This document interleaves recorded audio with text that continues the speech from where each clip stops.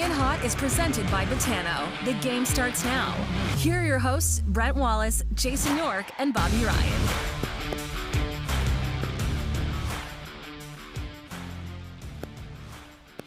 Good afternoon, everybody. Welcome to the show. Brent Wallace alongside Jason York, Bobby Ryan. We are all back in our respective positions. Nice to see you back, Bobby. Also, Yorkie, you and I both in Ottawa with the ice storm that happened last night. Everything good with you? I know Alex, by the way, the show was a touch and go, but he fired up the booster from the car battery, and we are up and ready. Yes, sir. Yeah, I'm good. I'm surprised, too, because where I live in Westboro, there's like wires everywhere and a lot of power is done, but I don't know. I guess I lucked out. I'm still good here, so we got a show. We had the in-laws stay last night because they were out of power, and I'm on my 7th coffee, so I am ready to fire up this show. Nice. We'll call you Kneeler. Lots of stuff to talk about today. We will get to our Masters picks later. We've got obviously lock of the day with the Sens in Florida tonight as the season winds down. Bobby, you were supposed to talk to Brett Hull. Did that transpire? Do you have any stories for us? I will be seeing him tonight, from what I understand. So you guys got the ice storm, and we got hammered again last night with rain and winds and hail a little bit. Not too bad here, but we had tornado warnings all night, and they all skirted us and hit more towards Nashville. So not too bad. The weather looks like we're going to be able to play the 9-hole golf tournament tonight. Nice. You would play regardless. Rain or shine, buddy. I'm out there no matter what. I can see you. Yeah. You're inside a bulletproof cart just swinging with your arm out the door. You know what? As long as I have to wear mitts between shots because I have no blood flow in any of my fingers thanks to hockey. So I got to do the Ricky Fowler and walk down the fairway with mitts on, but I'm out there no matter what. All right. Well, good luck. We will expect on Monday story time with Bobby and Brett Hull. Also, happy birthday, by the way, to Clark MacArthur, who's 38 today. I'm still waiting for you, Bobby, to bring him on the show. Yes. Yeah, good luck. Good luck. I'm going to shoot him a text. So send him a text, say happy birthday, and then get him to come on. I'll see how it goes.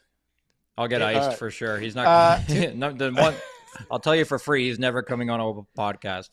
Today probably would have been the best way to get him because we could have tricked him because I know he's a big golfer. Hey, come on, we're just going to talk Masters, Clark. It's going to be all about golf. Be probably our only opportunity, right? Today. We had a chance. Oh boy. Monday, wrap up Masters talk. Oh, okay. All right. I'll see what I can do. Okay. All right. I'll give him a shot. Lots to talk about. I do miss covering. I did a few PGA championships and President's Cup and some stuff. I do miss covering the major golf tournaments. They were a lot of fun for sure. I covered the one with Mike Weir, who was in the final round, and then Sergio Garcia.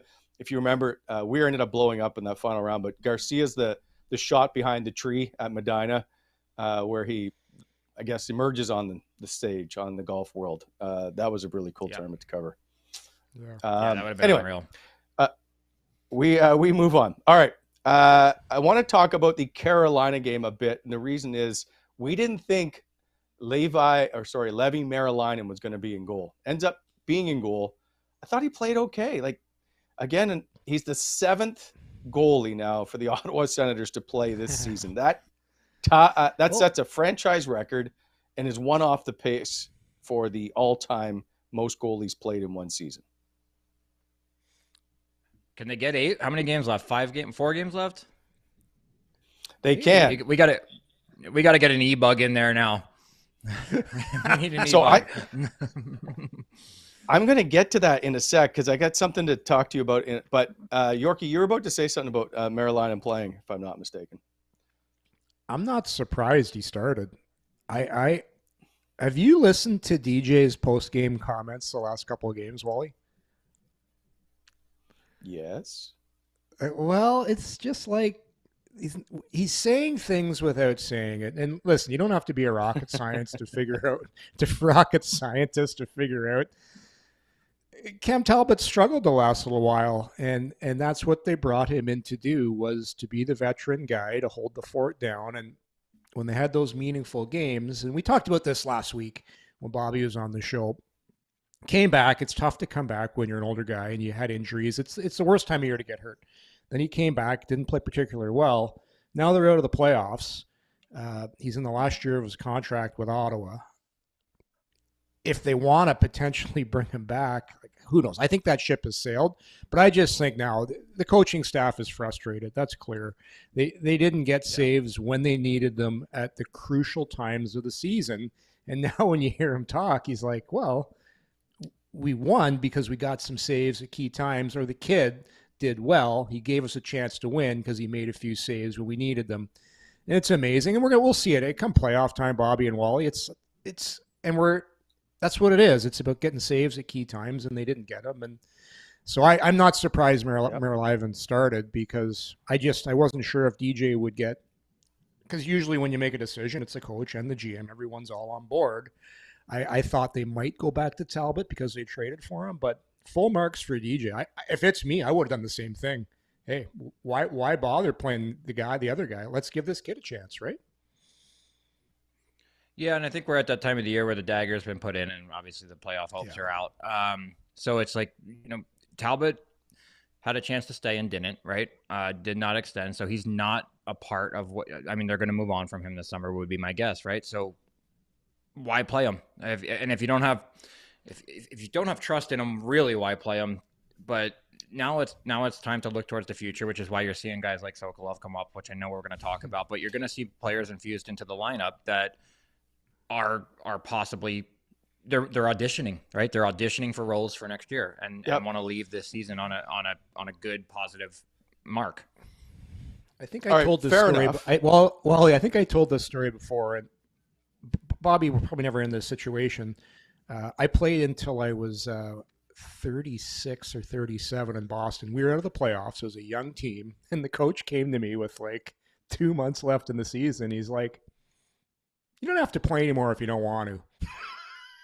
Basically, Dave Lewis, and I'm like, he's like, "Yorkie, you're a great guy. 37 years old. We're not making the playoffs. Why don't you just hang around with us coaches for the last couple months of the season?" So basically, is that what you did? They even stopped bag skating me, because I remember after practice, and Doug Huda, who's a great guy, great coach, he ran the D for a long time. Was Hoods in Detroit when you were there, Bobby? Yeah, man, one of my favorite people ever. Right? I absolutely love that guy. This guy is one of the best assistant coaches in the National Hockey League, and Hoods would skate me. Yeah. But we both knew I wasn't coming back next year. So he'd look at me, he's like, "How many laps do you want to do today after practice?" Usually would do 8. And I'm like, "Hoods, how about we split the difference? I'll do 2, you do 4, you do 2, and that's 4 laps in total." But no, and that's what it comes to. It's like you said, they're going to move on from Talbot. And hey, listen, the season just didn't work out for him. He had a nice little stretch for a while, but now, like you said, they're out of the playoffs. So let's see what the kids can do, right? And that's what happened to me. It's, as an older guy, there's no sense of playing you. And mind you, I think Talbot will keep playing in the league. I still think he's got some juice left. But my situation, I knew I had no juice left. Hoods knew it, and I think everybody in the team knew it. It's a little different situation. Oh, it's so good. So, by the way, was that not Dave Lewis's only year in the league as a head coach or something? Listen, it was a disaster. Like Dave Lewis came into a situation where he had no chance to succeed as a head coach. And I love Louis. I think he's a fantastic coach. He came from a situation in Detroit where you had veteran players that came from winning culture. Mm-hmm. You didn't have to get them. You didn't have to motivate them. They were there because they wanted to win. We had younger guys. We had Zdeno Chara, who had just arrived in Boston. It was his first year, and he was learning how to be a leader. He had never done that before. So, and we had Mark Savard. Phil Kessel was a rookie. A lot of guys that had been in the losing culture in Boston for a while. So Louis got let go after the season. And we also had an assistant coach, too, that was trying to kind of overthrow the coach without the coach, one of those things where the assistant coach is trying to do a few things to potentially get the head coaching job. And we all knew that, too. And he got let go after the season, too. You're going to make me look this up? Basically a mess. Well, it wasn't Hoods. I'll tell you that. Well, that would leave it to Mark Habscheid or Bob Essensa, or Senza, I guess is how you say. Well, Bob Essensa has been the goalie coach in Boston for a long time. Yeah. So process of elimination on that one. There you go. There you go. I love Louis, though. What a great coach. Did you see Zdeno Chara is running the Boston Marathon this year? Oh, he's crazy. He's insane. Like the guy. How'd it go? He has to do it, but he said he's going to run the Boston Marathon this year. And when he was in Ottawa, he was training. He would do legs of the Tour de France in the summer on his bike. Yeah. So he would just do them on his own. Like, that guy is a beast. Anyway, Bobby's trying to process through his mind. Why would somebody want to do this? I just saw your expression. I go play golf. So much he shit didn't like to golf. Do. There's so many activities. None of them are biking legs of the Tour de France. Do you know Biggs, Bobby? Do you know Big Z at all? Do you ever met him? No, not from. We had conversations on the ice, and then in that playoff series, him and I spent a lot of time together in front of the net. And my God, you guys should have seen my back. I was just praying for a new back after that series, but I've always had a ton of respect for him. And one time we're getting on, and he's getting on in age or whatever, and he looks over at me off the face off dot and gives me a tap and says, "Hey," I said, "Oh no, what do you want?" He said, "Send me a stick after the game." I said, "Oh, no problem. Okay. Does that mean you're going to leave me alone when I venture back to the net front?" So, no, I don't know him. I've never heard a bad word about the guy, though. Everybody loves him. I loved him. Like this guy is totally different cat than I am. Like, he was taking his realtor's license. Well, he's one of those guys that's always trying to better himself, going to school.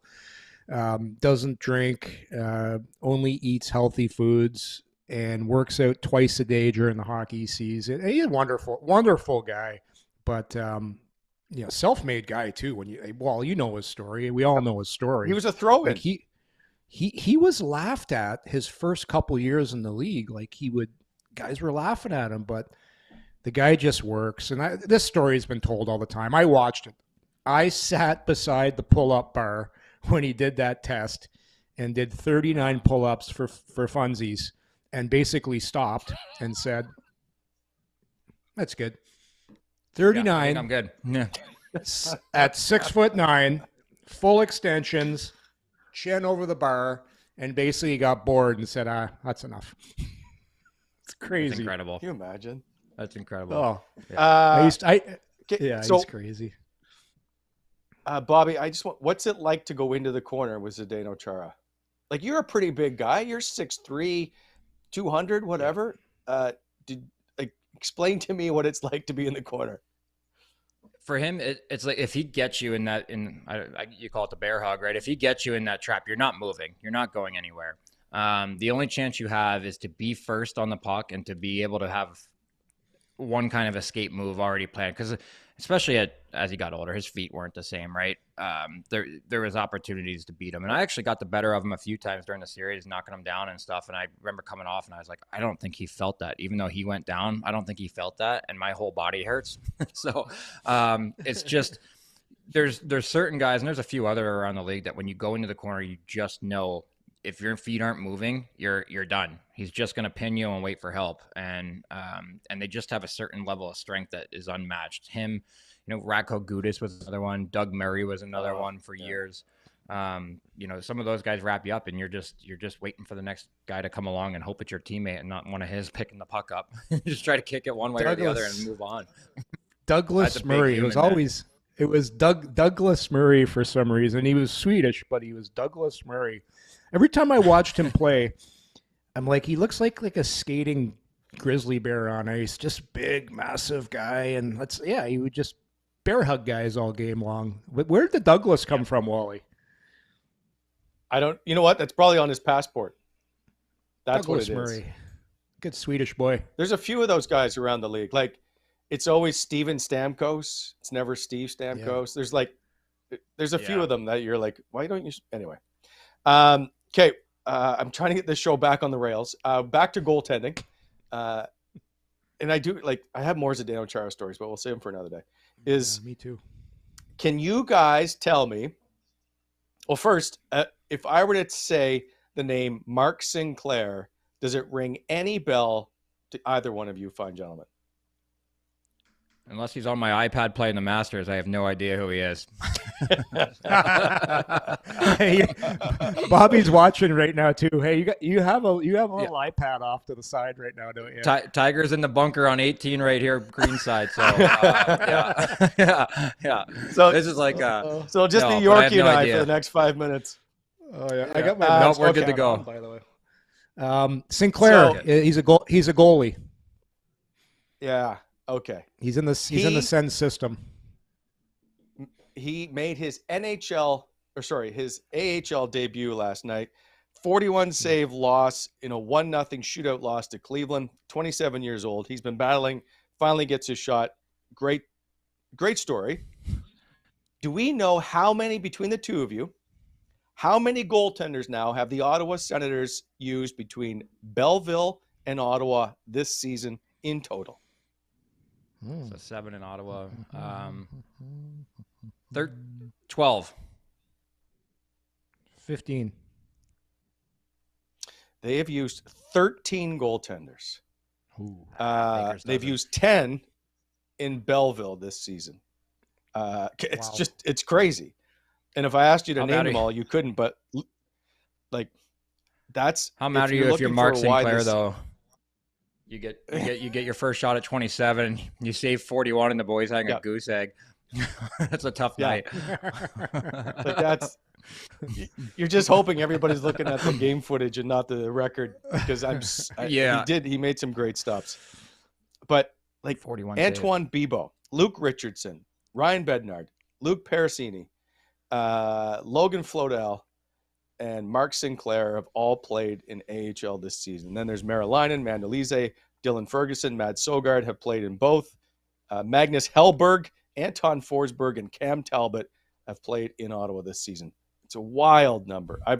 This is the most I think I've ever seen Ottawa have to go through. I don't know how you find all these people. It's been crazy. Yeah, that's a ridiculous amount. Anyway. What's outside of goaltending, what's the franchise record for jerseys worn in Ottawa Senators history in a season? Was it the year that I was there? Remember, it was a ridiculous amount of guys that were coming through. It was wild.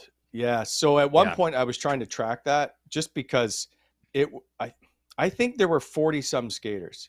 So Bobby, your last 3 years, if I'm not mistaken, or somewhere between your last and the last two, whatever, Ottawa led the league in the amount of players it had used. And it was during a 3-year period, over 100 skaters and I think 12 goalies or somewhere in there. Don't quote me on that at the moment. But it was wild. I remember you asked me about it in the media, and I was like, I'm not saying anything, because a lot of these guys came up for a game or two. You met them and wished them luck wherever they were headed next, because it was just, it's like you can't say that. So you just got to say, as an older guy, you're here to help them and support them, and you owe it to them to be playing hard every night and finishing and whatever. But that's where the guys are right now, and it's not fun when you just have guys in and out that are running around. And it was a crazy couple of years there. Crazy couple of years. I can't imagine. What do those players feel like? Well, I mean, they don't look at it any other way than they're getting a shot, right? That's all they look at it as. I'm getting a shot to play in the NHL, regardless of what this team's going through. And then probably, guys from the coast, guys from the American League, guys coming in on waivers, whatever it might have been for a little bit there. They're like, hey, this is an opportunity to play in the best league in the world. And you do have to support them in that, but at the same time, the guys that have been around the league are going, this is unbelievable what is happening right now. Yeah. You know what's? It was something. You know Which year was that? 17, 18? I think it was. Yeah, I think 16, so. 17. I remember sitting with Boro one time, and Boro and I were like, "There is nobody left from our team, and it's been 9 months. Like, we have nobody from last year. You know, we got down to the guys that nobody wanted, me and a couple other guys making money." You're counting. Keep going. 27. Yeah. 28, 29, 30, 31, 32, 33, 34, 35, 36, 37. Oh my. 38, 39, 40, 41, 42, 43, 44 players, including Johnny Oduya, because I keep forgetting he played here, and Magnus Paajarvi. There was some, yeah, that's wild. I love Magnus. That was Paajarvi. Patrick Seeloff's He was year. He was a great dude, Paajarvi. Love that guy. Really? He was really talented. He was talented too, eh? Like I always thought he was talented. Oh yeah. He was highly touted coming out and into the league, but just didn't find the offensive instincts. But he scored some goals that year too for us. But 6. I remember, I got along with him really well. He was a guy that I was around a lot in the locker room, and I really enjoyed. But his accent was so bad because he was from southern Sweden as opposed to the rest, and I guess they have a dialect like Newfies do that nobody could understand them in English or Swedish, so we started calling him Oatmeal. So his nickname was Oatmeal, and even the coaches caught on to it. So it was one of those ones that he was just a guy, and he took it all in stride. But I loved him. One of my favorite guys that I played with, actually. Really? Yeah, loved him. Oatmeal. Mark Crawford walked up to him one time. Him and I were in the pregame snack room getting ready, and he's actually scooping a bowl of oatmeal, and Crow walks by, goes, "Getting some oatmeal," like just so quickly, and like and he's got the ladle in his hand. He puts the ladle down. He's like, "The fucking coaches too." It was so great. I was like, Bobby, I can't. There's the old saying, "You never met a bad Swede." Of all the Swedes, I can't say that any of them I played with, like, I don't really like that guy. They were all good dudes. Like they're just super laid back, good dudes. Yeah. For the most part, I mean, I'm trying to think.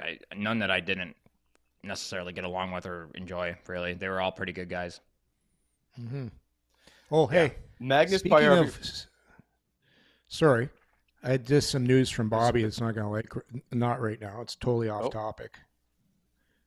Is this Masters? Will Zalatoris withdrew. What the? What? No, I got him in every pool. He's out. I got him in every pool. Wally, for all you Masters people, Zalatoris, one of the favorites, withdrew. Are you kidding me? I had him too. That's tough. What's this world come to? All right. Who's this show brought to you by, Wally? It was breaking news. That was breaking news. Okay. All right. Here. So you know what? Then I'll get to Magnus Paajarvi later. All right. This show. I don't even know anymore. We're not even close to where we're supposed to have started the show. It's presented by Betano. And if you have Will Zalatoris in your Masters pool, you're screwed. Go to Betano.ca, download the app. Same game parlays, lots of live betting. Use Bet Builder as well. Plus, there's usually a sign-up welcome bonus, if you will, up to $500. The game starts now with Betano. We're proudly sponsored by them. We will get to our Masters picks, maybe sooner than later if you two keep talking about it, but that's coming up in a bit. Let's see what's next. I just got a text from a buddy watching our show, and he said, "This is the best one you guys have ever done." Was it Clark? Yeah. Is it Muggs? No, or Grizz? Not a hockey guy. Not a hockey guy, but it was great. Just the guy supporting the show. All right, I'll take this one. You go ahead. Oh, you're taking this one. All right.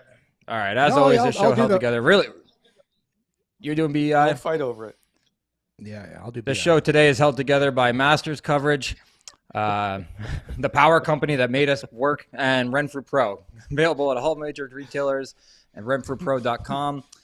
And you can follow them for free tape Fridays at Renfrew Pro on Instagram. Specifically designed for today's composite hockey sticks, they use available quality, polyester and cotton material with an advanced adhesive formulation to give you long-lasting play. Available in a variety of colors and patterns. Available at all major retailers. And the one with the green core, the best one in the game. And if you go to renfrewpro.com and sign up, you can get 10% off your first order if you'd like. Nice. Renfrew Pro. Who doesn't Always like holding 10%? one back from us. Hey, who doesn't like? All right. Big thanks to BEI, Bonisher Excavating. They're hiring right now. I guess we got to keep saying this because summertime's coming. People are looking for jobs, laborers, mechanics, concrete structure team, quality control technicians. I can't even read the website because I don't have my glasses on. You'll have to do that later. So big thanks, BEI. Thank you. How do you not know BonisherExcavating.com by now? By the way, I slow don't down know. in construction zones on the highway as the construction will now be starting to pick up as summer rolls along here. Well, we might not ever get summer based on the weather. However, give them a call, 613-432-1120. 23 next week, 23 degrees next week. You see that? Okay. You're probably on some vacation with you and Raphael. No, I'm done. I'm done. Sick of flying through Toronto Pearson. Oh, yeah. By the way, Magnus Paajarvi, if you guys don't remember, the 10th overall pick at the World Juniors, which was in Ottawa that year, he made the comment of the Canadians will shit their pants, basically, when they faced off against Team Canada. And so it drew lots of attention towards him of who's this kid think he is. It was a great clip. I just loved his attitude. He had great swagger. Did he have that same kind of attitude when he came to Ottawa, though, Bobby? Only because he'd been kicked around for a while with Edmonton and whatnot that I don't know if it affected his confidence.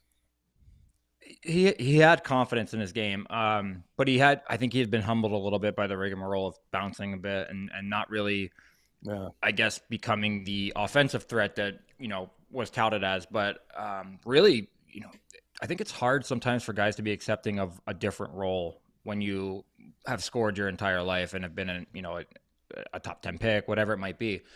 He fit in really well with our group, accepted right from the get-go that he was going to be a third-line guy that got elevated at times. And, honestly, one of the most enjoyable locker room guys, always bright, always excited to be there. Never really had a bad day.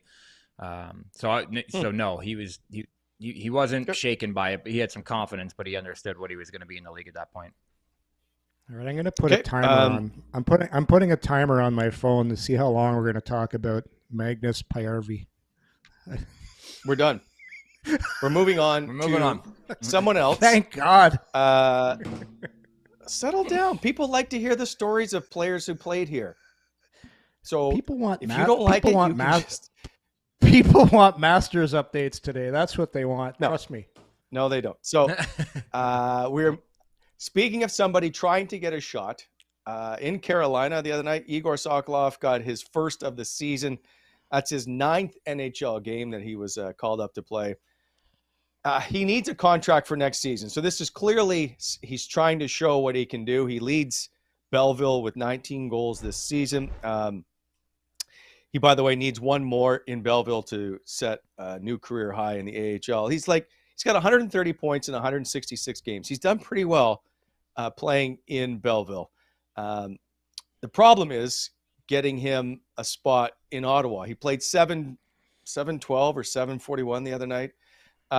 That's not going to let you see very much ice time or let you see or show what you can do. This is tough. Where do we think of Egor Sokolov's game? Yorkie, I'm going to start with you. Well, I was laughing because people are trying to evaluate how he played. Well, his boots look kind of slow. He didn't really do that much. I'm like, well, what do you think he's going to do?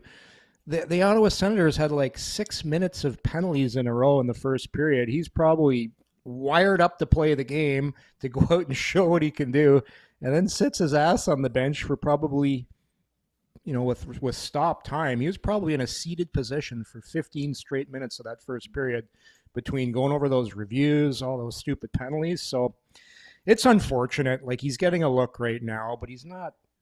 What are you going to do? He's an offensive guy. I know they tried to put him on a line where he could succeed, but with all those penalties, he had very little hope of showcasing anything in that game. And I think he's going to be in tough to try and make this team next year too, or have a future with the Senators. Because if he's a guy that puts up points, Well, he's not good enough to do it with the Ottawa Senators. And is he going to be a bottom six? Probably not, because he doesn't, at least for me, doesn't look like an energy type of player. So it's tough. That's the thing. You don't want to be a tweener, and again, it's what are you going to do? He just didn't get. He's not going to get a good enough look here down the stretch to really show what he can do. I agree with everything you said there, and to what Wally said beforehand. In 7 minutes, you're not in the game. You're not. I mean, you have zero feel for the pace because you're going out every 15 minutes, whatever it might be. You get the penalties, and then I don't know how much power play time you got. I missed that stat, but at the same time, it's very hard to go out in a power play. Yeah, see, and that's hard to do as a power play guy, because that's where I think he might be able to find a role within the league, and it's hard to play power play only, because you need to be able to touch the puck and feel like you're around the game, and when you get that taken away from you, probably had a lot of Red Bull in the system and then sat for 15 straight minutes watching penalties. It just, and I feel like it was just kind of a disservice to him. I would like to see him get some elevated ice time down the stretch, but what Yorkie said I think he might be a tweener, and there's nothing wrong with that. You can make a nice living out of that and playing, in the American League and getting your guarantees in some games here and there. But I just think that might be what he is. And he's not an energy guy. How old is he right now, Wally? What's Sokolov as far as age goes? 20. I don't know. I'll pull 24? It up in a second here. So what ends up happening with guys like that who put up points in the American League and get lots of points, they start getting calls from Europe now. And there's some pretty attractive offers over there. Like, you can go over and play in the role that you're best at as an offensive guy in Europe, make some good money, get your car paid for, get your house paid for, and live a very good life. I actually think the smart guys that have a good business sense of where they are as players make that decision early, and they go over there and they have a very good living. It's just tough. Anyone that's a competitive guy has got to the NHL because they're a competitive guy, and they want to prove that they can be in the NHL because it's the best league in the world. But your career lasts so long, only so long, where it's not that it's tough to be in that position, because you're still playing hockey, you're getting paid. But the point is, it's tough. And there's just so many guys that are the best players from where they came from, and they end up being tweeners because you don't do it better. You don't do it better than the other guy. So, and it's no fault of DJs and the coaching staff that he played 7 or 8 minutes, to Bobby and I's point. It's just a very unique situation the Senators are in right now. Yes, they're out of the playoffs, not technically, but pretty well. But they still have to want to win games here, because everyone's still auditioning for the new ownership group. So you don't want to start playing guys to just give them a chance for their future, because your future is on the line too. So it's not a normal circumstance here for what's going on with the Ottawa Senators, and I think Sokolov, just bad timing for him. But hey, we'll see what happens. You never know. But you talked about going to Europe. For guys that they'll want to play in the National Hockey League, that's a tough. Well, you guys tell me that's a tough decision to make, right? It's tough to give up basically on your dream. I'll give you a great example. I played with a guy named Glenn Metropolit. He's actually a great story. He grew up. A great guy. I played with him in Lugano. His stories. I don't know if you guys read about his story. It's unbelievable. Grew up in the projects in Toronto. Had to borrow a pair of skates to play junior C, then junior B. He ended up grinding it all the way up to the NHL and made it. And then he made the decision to go over to Europe while he was still kind of in the NHL. But he went over to Europe and made a lot of money and was the best player on our team in Lugano, MVP, all that stuff. But at the end of the day, he still ended up coming back to the NHL, because it's hard not to want that. To your point, Wally, it's really tough. And when you get over to Europe, too, the refereeing just sucks. And you get in the games and you're like, what have I got myself into here? We're talking about how bad the reffing was for the Sens last game. Try playing a game in the Swiss League. Then you'll see some bad reffing. Yeah. Yeah. I just think, especially at 20, did we find out if he's 24, 25? 22. He'd be 23 in June. He's still. So he's got time. Yeah. And I doubt that he's But he doesn't. really, really entertaining. But that's the thing. I doubt that he's really entertaining it yet. He's probably thinking I can still play in the A for a few more years before I go over there at 25 and chase this a little bit further. The only thing I would say is that it's very rare players go over there and then come back. A lot of guys go over there and realize the money's good enough and the lifestyle is good enough, and I only have to play weekends, and I'm there part-time basically. It is appealing. I've got a ton of friends that have done it. Brett Festerling is a guy that went over to, hopefully for a few years and come back. And he said, you know what? I got my German passport and I stayed here, and I actually lived here most of my career and played 10 plus years over there.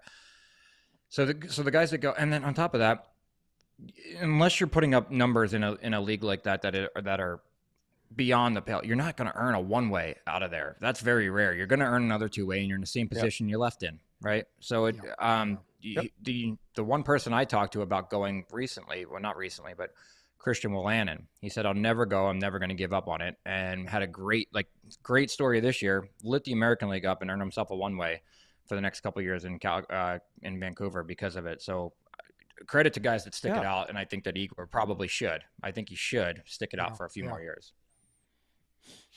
I can't imagine the mental grind of guys who are on the cusp of making it, or who have been top 2-round picks kind of thing, and they're there, or they've been told they're going to make it and they're struggling, of how tough that is to grind it out in the A or wherever to get to the NHL. Yeah, I don't know. You got to be, we talked about this, Bobby, you and I talked about this a while ago, about why guys have success that score goals, because it's like they don't really care. But they do care, but they don't. You almost got to have that.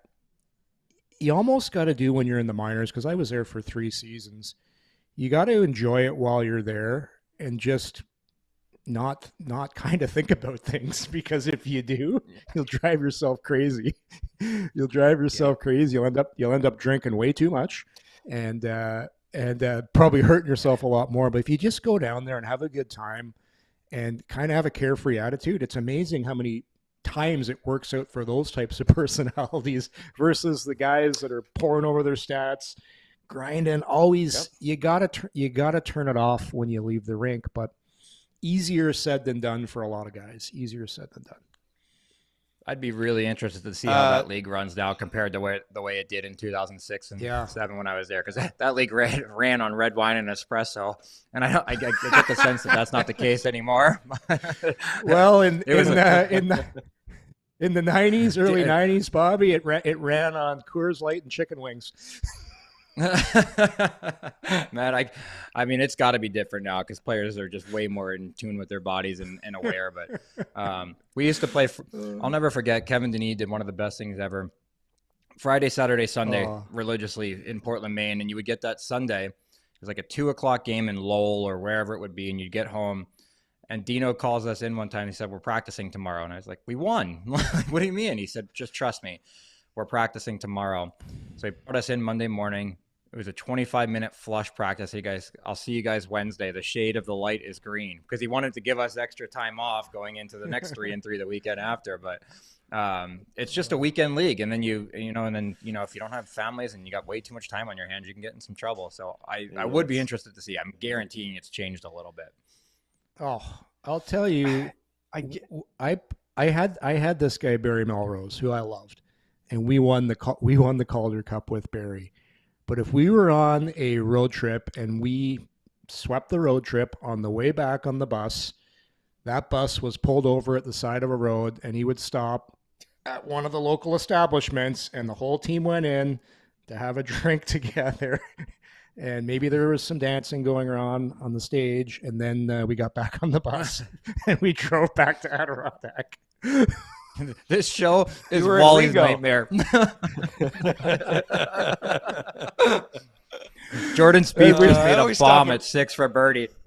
Oh boy! I always stop at Rigo on my way to Montreal. I think that's closed now. Is it? Oh, all right. Okay, I'm moving on. I'm moving on. That Move is on. the season winds down. I was supposed to bring this up very much earlier in the show. I want to get your opinions on who's the Sens MVP this season. So I basically gave you 4 options, which I think are the most obvious. And shockingly, there are no goaltenders on the list. Jake Sanderson, Tim Stützle, Claude Giroux, Brady Tkachuk. I think that's all pretty fair. So, Yorkie, you are the senior. I'm going to let you pick or tell me who you think the team MVP is this season. I already thought about it. I'm going co-MVPs, Tim Stützle and Brady Tkachuk. I would give them both the award.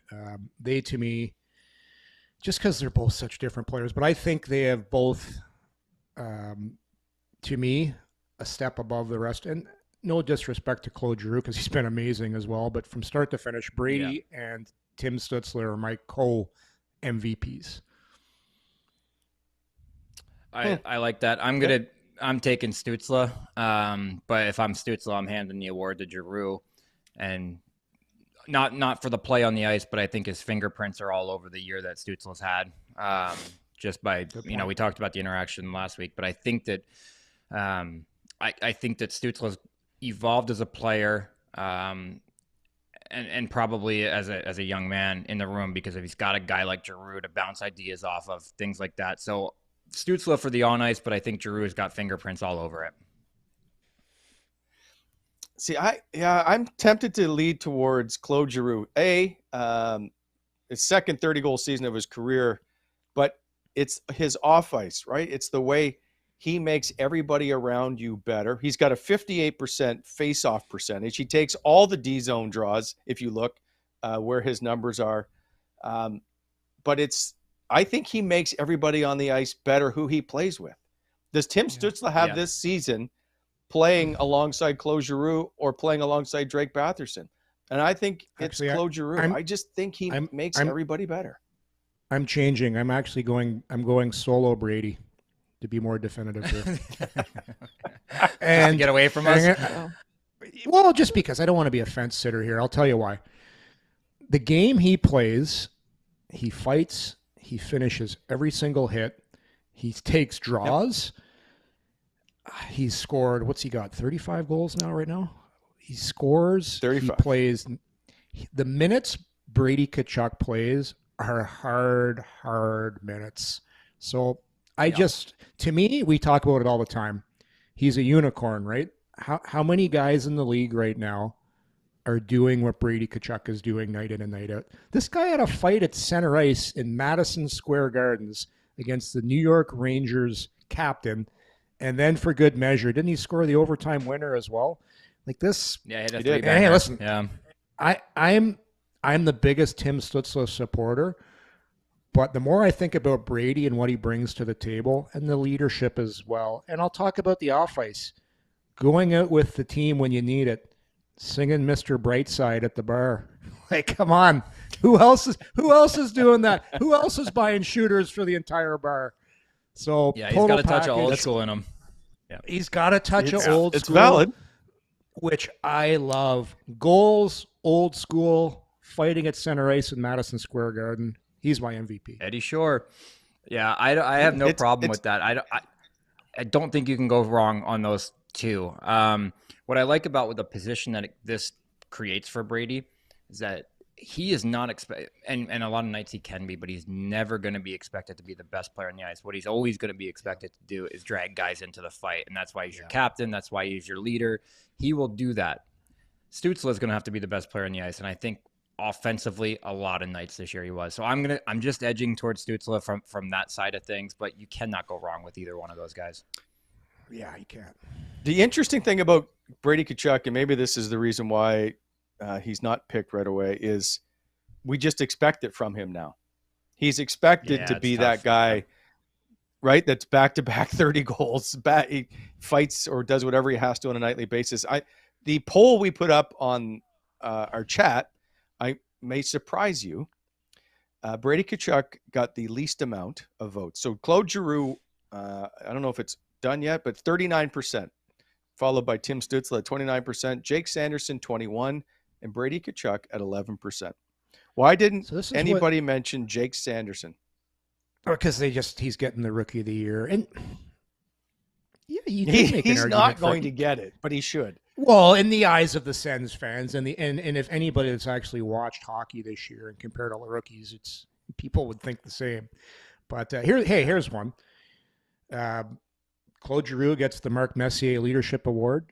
Tim Stützle gets the Players Most Outstanding Award, and Brady gets the MVP. Everyone's happy. Call the night. Everybody gets a trophy. Everyone's happy because that's the way the world is right now. Anyhow, right? Everyone gets a trophy in today's world. Gotta be fair. Gotta be fair. Interesting. Yeah. Well, the fact that the Ottawa's not making the playoffs to win 4 major awards would certainly be interesting. We're moving on, and that's poll is almost done, but so far, Tim Stützle is now in front at 37%. We're going to go to lock of the day. We'll start with the Masters. You want to start with the Masters? Will that make you guys happier? Yeah, sure. Yep, we of should. Course. All right. Lock of the day is our Masters pick now. Go to Betano.ca. Of course, download the app. Sign up today. Quite easy to actually sign up. Get you set up and ready to go. I made a mistake the other day. I wasn't paying attention. I bet on the Sens to win in Carolina. I forgot that there was a 7:00 start, and it was 7:26. Made the bet, and then I realized that Carolina was in front 1-0. But I still hung out for the Sens to win. Anyway, I lost my $10. All right, here's the top 12 picks before the round started today. So Rory McIlroy is the odds-on favorite going into this one to win this thing. Well, actually, he's tied with Scottie Scheffler. Bobby, you are much more into this than I think I am. So you go first. And who, before the round started today, who were you picking? I liked two, but I edged towards one guy, and he actually had himself a nice round today. Xander Schauffele.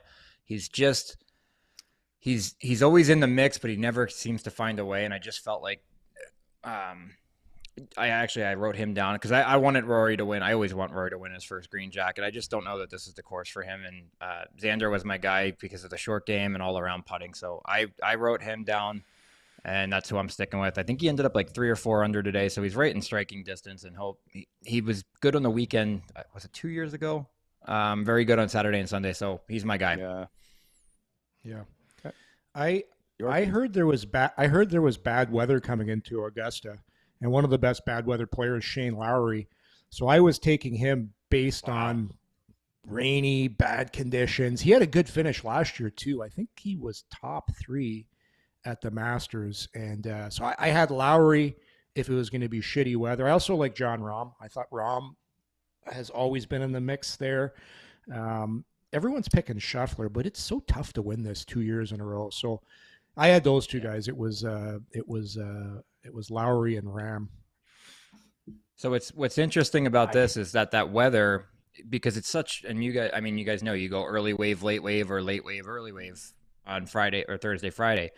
These guys that are on the course right now have a major advantage because they're getting the back end of this nice weather. They get the morning. And the guys that teed off this morning that had nice rounds are going to get hit with that storm tomorrow, and it's supposed to be really ugly. So it's a little luck of the draw. I picked Schauffele anyway, and he's potentially going to have to go out in that shit show tomorrow afternoon. So I still like his game. I think he can make a lot of pars and stay in the hunt. Yeah, he's been good there.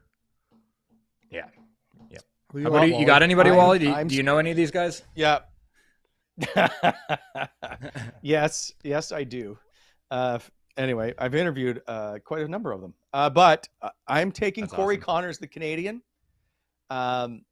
because he's finished in the top 10, I think, in each of the last 3 Masters. He's coming off a win. I think you're right. Now, I just looked to see that he's even on the day, which I didn't pay attention to. He's got some work to do. Oh, he's only at 8. He's only at 8. So, but he Okay. does have a lot of work to do since he's 7 strokes back at the moment. So I'm sticking with Corey Connors. I would like to see him do it. As a guy that grew up watching Mike Weir in Canada, I'd like to see another Canadian lay claim to the Masters. 20 years and after Mark did it. And Rory McIlroy off to his usual shitty start. I got suckered into picking him again, Bobby. I'm just like, quiet. Oh God, every time. I guess you can't call it a dark horse, but I always like Jordan Spieth too, and he just birdied another one, so he's 3 under going into the back 9. So there you go. I'll see you guys Monday, and I will be right here watching this all weekend. Me too. This is it. I'm not doing another thing. Get that plugged in. No kidding. We'll now switch to tonight's game, which is in Florida. Of course, we like to talk about the battle of the Tkachuk brothers, although it doesn't seem like it's as much anymore. Even Brady admitted because of the Canadian COVID year where they played 9 times, it kind of lost a bit of that luster. But tonight they're in Florida. Ottawa has struggled on the road, as we know of late. They're winless in 4. And Matt Tkachuk is on a tear. Since January 1, he's got 60 points in 41 games. All right, Bobster, who are you picking? I'm taking Florida. They're right there in that wild card 1 spot with the point differential. I think that obviously they've played well of late. Sens haven't been great on the road, and they came in from Carolina. Had a day. I don't know if they had a day off. They just had a day in South Florida at the end of the year. The end of the year road trips look a lot different when you're out of playoffs, as Yorkie can tell you. So I think Florida really, really wants to move into that, into solidifying that spot. I think they find a way to get it done tonight. Okay, me? Am I up here, Wally? You would be. Yeah, I'm taking Florida too. In Florida. Last change, Barkov. This is going to be a good test for Stützle tonight because he's going to see a lot of Barkov. Yep. They'll have last change, and he is a big, tough, not like overly physical, but he's a hard guy to play against. So I'm really going to be interested to watch Stützle tonight. This is going to be a good matchup for him to see what he can do against one of the best two-way centers in the league. So with their lack of depth down the middle right now, and look at the blue line. We said it last game. Amazing how well they did against Carolina, but I think it catches up to them tonight against a Florida team that really wants to get into the playoffs. So I'm Florida as well. Okay, but if you two are the Panthers, are you going, it's just Florida? Or sorry, it's just Ottawa. Is it? Could it be a trap? No. Not when you're sitting at 87 points and you need the W. Not a chance. No, they're going to be ready to go. They will be ready to go right off the start of this game, and they're going to come full force against Ottawa. It's their margin for error. They can't afford to lose this game. No. All right. Not a chance. Well, make it a 3 for 3 as I will take the Florida Panthers. I want to take Ottawa, but I don't like their options tonight. And by the way, every time that Bobby picks the opposition and not the Sens, there are always comments in the chat that Bobby hates the Sens. Hey, so to save that, I wrote in the chat today, Bobby still hates the Sens. Oh, thanks, man. Yeah, thank you. No, what's wrong with playing the odds? I'm 24-20. I made money this year. No. If you guys, if you guys can back me up, you know, a lot of times I'm on the fence and I just have to pick the other team because the Sens are they're just beaten up. They have no goaltending and they're young on D. Yep. I mean, it's just the reality. Like I laugh when people get upset when the Sens lose. Right now, they're missing 3 of their top D. They're missing both their goaltenders. Yes. They're missing Josh. Like, what do you think's going to happen? It's like I said, you're in a fight with your one arm tied behind your back. All right, let's go.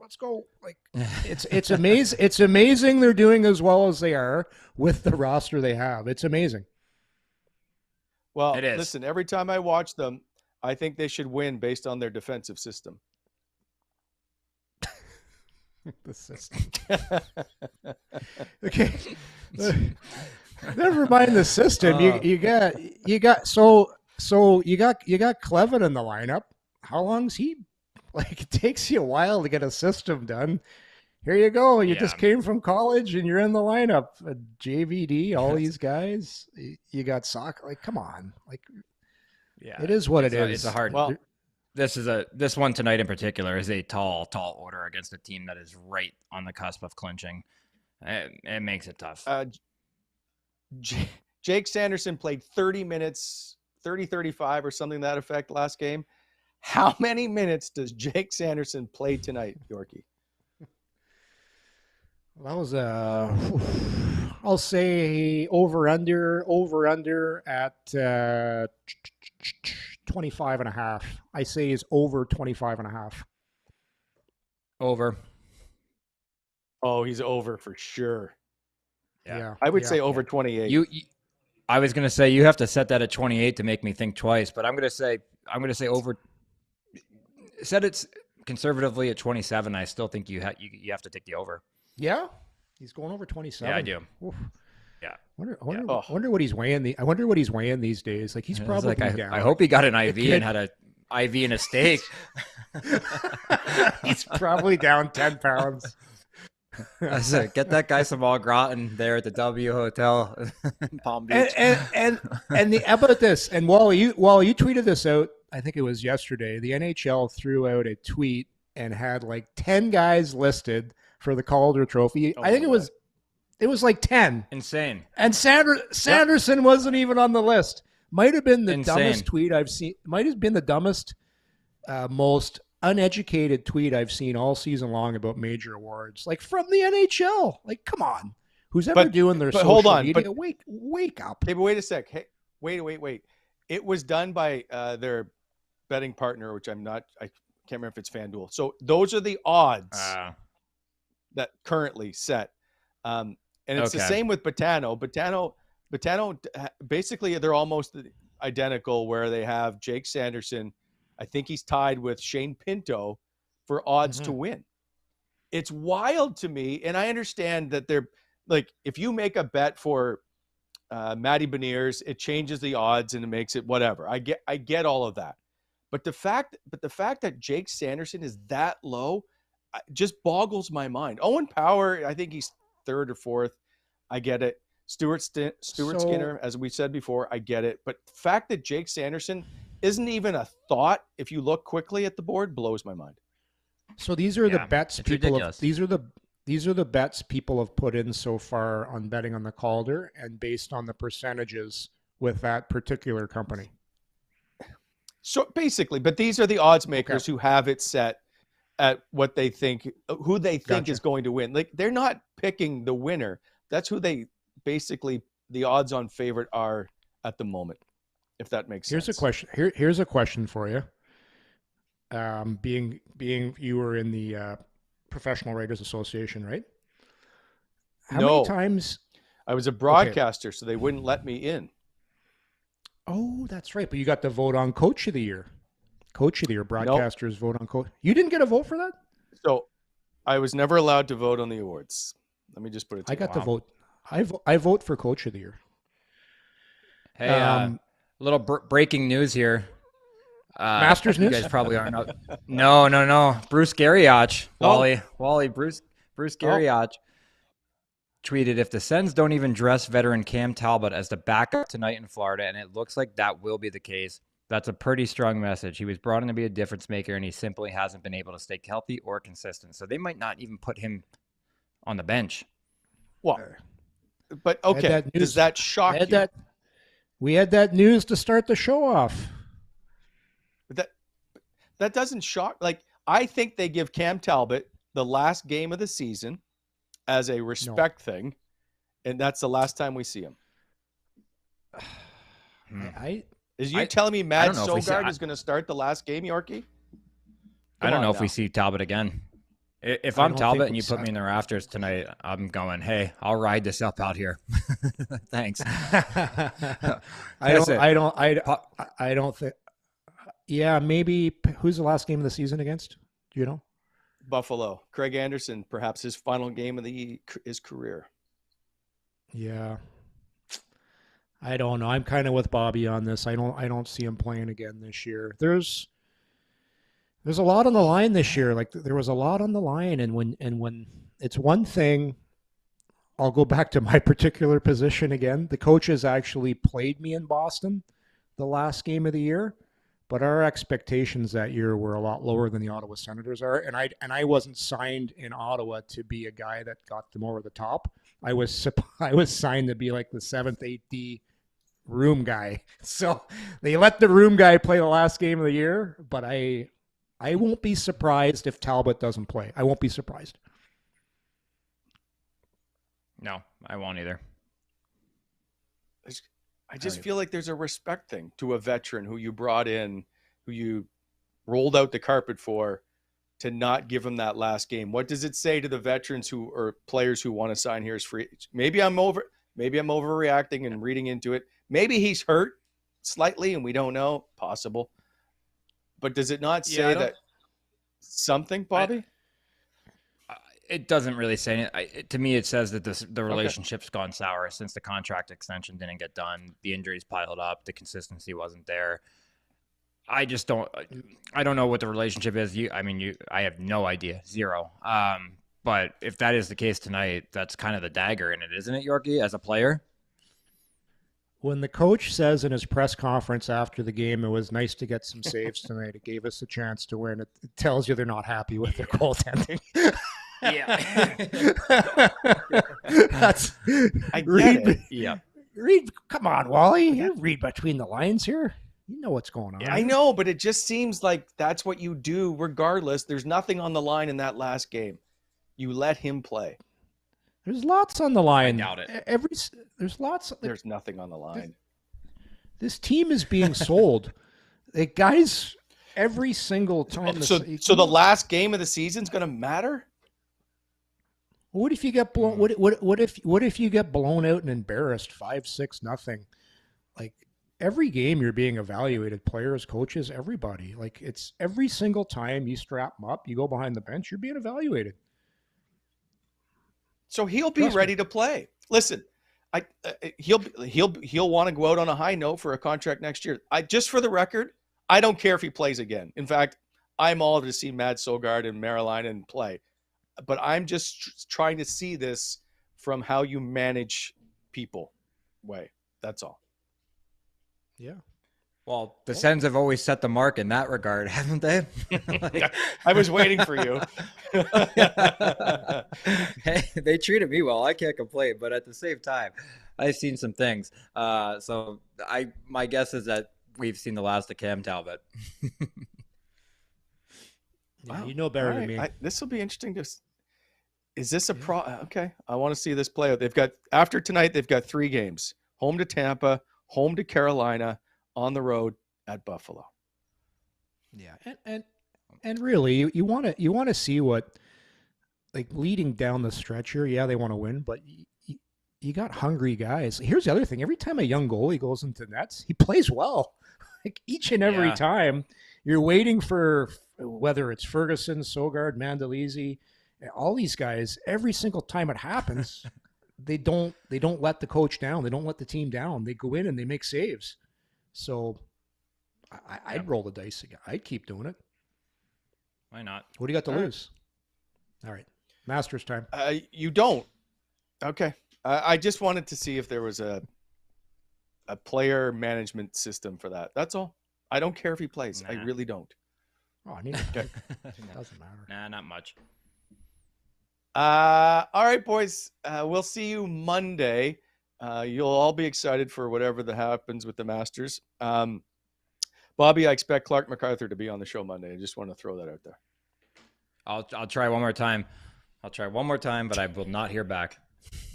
All right. Fair enough. Everybody, stay safe out there with the weather that's been going on. I will see you guys Monday. Thanks for watching, everybody. It's coming in hot. Brought to you by Betano. Enjoy the weekend. Coming in Hot is brought to you by Betano.ca. Please hit that like button and subscribe to our channel to never miss an episode.